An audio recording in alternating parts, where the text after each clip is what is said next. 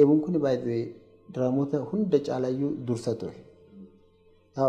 Sababuma guddaa ta'eef dheeraa ta'eef gidduutti diraamaan biraa yoo dhufu isatu gala. Diraamaa biraatu gala malee eebuun diraamaa guddaa ture. Diraamaa guddaan kun hundayyuu dursa ture. Kalaqaan barootuma 95 keessa kalaqame waggaa 21 irraa jechuudha.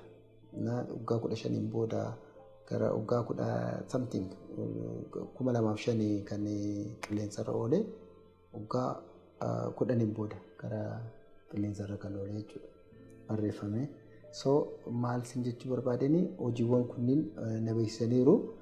Odaan kuni egaa dhugaadhaa baay'ee hojjennee miti ammoo hojjenneen garuu rikooginishinii kun nu kennameedha.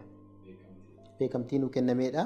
Beekamtiin kun yeroo sana diraamaa dheeraa akkamitti gamagamna kan jedhan jarri koree baasanii waggaa 5 duubatti deemanii waggaa 5 keessatti hojiiwwan hojjetaman jedhamanii warra na dura turan hunda isaanii walitti qabanii isaan keessaa kan keenya gaarii ta'ee kanaan badhaafamne.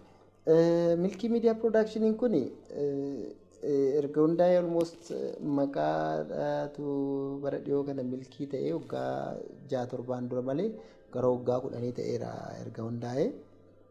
Milkii Media Productioniin miidiyaa kamiyyuu hojjeta.